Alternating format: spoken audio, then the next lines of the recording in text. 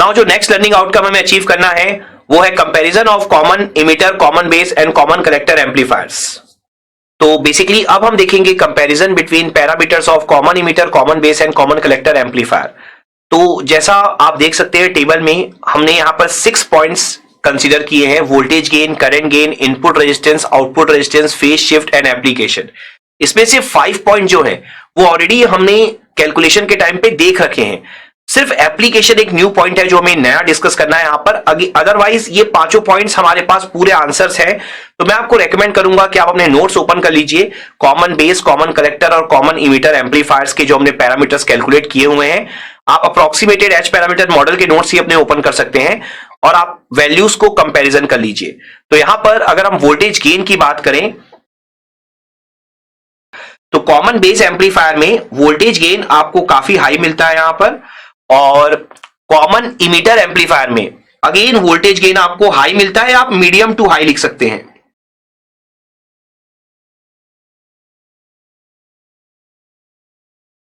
इसके बाद अगर आप बात करते हैं कॉमन कलेक्टर एम्पलीफायर की, तो जैसा हमने देखा ही है कॉमन कलेक्टर एम्पलीफायर में हमें वोल्टेज गेन मिलता है 1। तो यहां पर आप एग्जैक्ट वैल्यू लिखेंगे 1। तो बेसिकली वोल्टेज गेन एक तरह से आपको नहीं मिलता है, एम्पलीफिकेशन आपको नहीं मिलता है, क्योंकि जो इनपुट होगा वही क्या हो जाता है, आपका आउटपुट हो जाता है। सिंपली अगर आप करंट गेन की बात करते हैं तो कॉमन बेस में करंट गेन हमें मिलती है 1, तो अगेन कोई एम्पलीफिकेशन नहीं होता। लेकिन कॉमन इमिटर एम्पलीफायर में अगेन आपको मिलती है मीडियम टू हाई, और कॉमन कलेक्टर में आपको मिलती है हाई। तो करंट गेन आपको कॉमन कलेक्टर में काफी हाई मिलती है। आप चाहें तो ये सारी वैल्यूज को जो हमने पीएसएम में न्यूमेरिकल्स किए हैं उसमें भी ऑब्जर्व कर सकते हैं। आपको दिखाई देगा वहां पर कि कैसे आपको करंट गेन कॉमन कलेक्टर में हाई मिलती है, या कॉमन बेस में 1 मिलती है, या कॉमन इमिटर में मीडियम टू हाई मिलती है। सारे पैरामीटर्स एक्चुअली आप ऑब्जर्व कर सकते हैं जो हमने पीएसएम में क्वेश्चंस किए हुए हैं।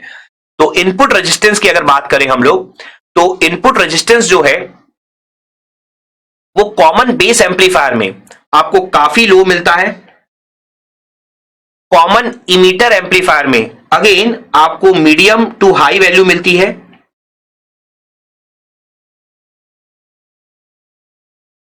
और कॉमन कलेक्टर एम्पलीफायर में आपको काफी हाई वैल्यू मिलती है इनपुट रेजिस्टेंस की।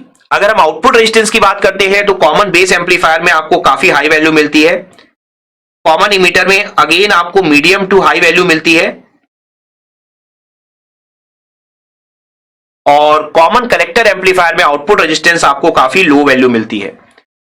इसके बाद अगर हम डिस्कस करें फेज शिफ्ट की, तो ये भी हम लोग ऑलरेडी डिस्कस कर चुके हैं। फेज शिफ्ट जो है कॉमन बेस एम्पलीफायर में 0 डिग्री फेज शिफ्ट मिलता है आपको, कॉमन इमिटर एम्पलीफायर में 180 डिग्री फेज शिफ्ट, और कॉमन कलेक्टर में अगेन आपको मिलता है 0 डिग्री फेज शिफ्ट। इसके अलावा अगर हम एप्लीकेशंस की बात करें तो कॉमन बेस एम्पलीफायर के लिए कॉमन बेस को आप यूज करते हैं रेडियो फ्रीक्वेंसी एम्पलीफायर की तरह।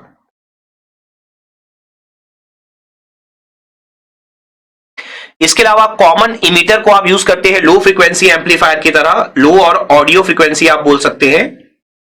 इसके अलावा अगर आप बोले कॉमन कलेक्टर, तो कॉमन कलेक्टर आप जानते ही हैं वोल्टेज गेन चूंकि 1 मिलता है, तो कॉमन कलेक्टर का जो मेन एप्लीकेशन होता है वो होता है बफर।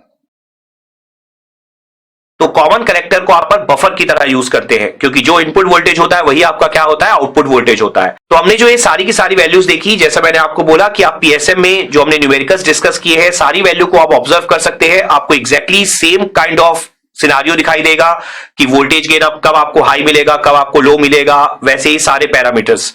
तो इस तरीके से आप यहां पर कंपैरिजन कर सकते हैं common collector, common base and common emitter के पैरामीटर्स के बीच में। तो आई होप ये कंपैरिजन आपको बहुत अच्छे से समझ में आ गया होगा।